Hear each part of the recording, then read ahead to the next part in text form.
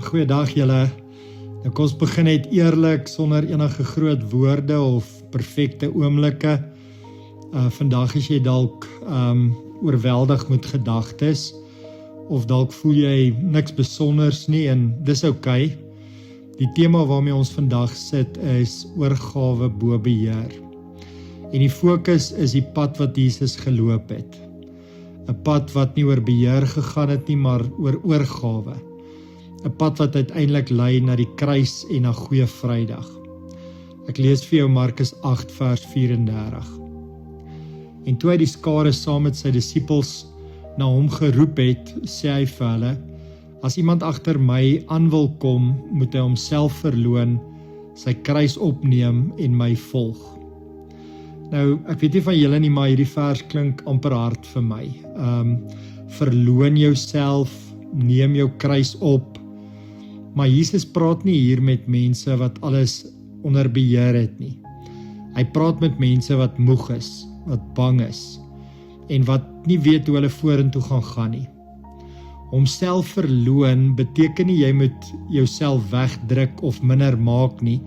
In die oorspronklike taal beteken dit eerder om jou reg om alles self te beheer stadig neer te lê. Dis eintlik 'n skuif van ek moet alles hanteer na ek hoef nie alles alleen te dra nie.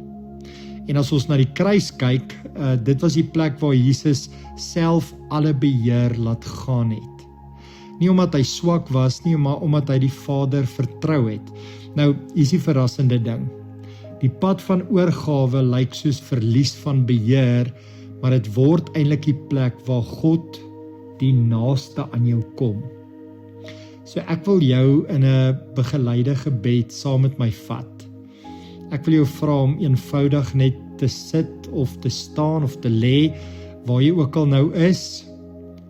Haal rustig asem in en asem uit. Sê saggies in jou hart: Here, ek hou nie alles bymekaar nie. Weer, ek gee dit vir die oor. As daar nou iets spesifiek is wat jy probeer beheer, noem dit net stil vir die Here. En dan net: Here, hier is dit. As geen druk om iets te voel nie, is net eerlikheid van jou af.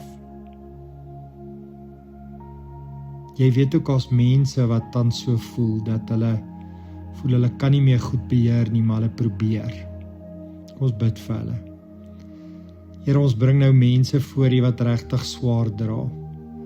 Mense wat voel asof alles uitmekaar uitval.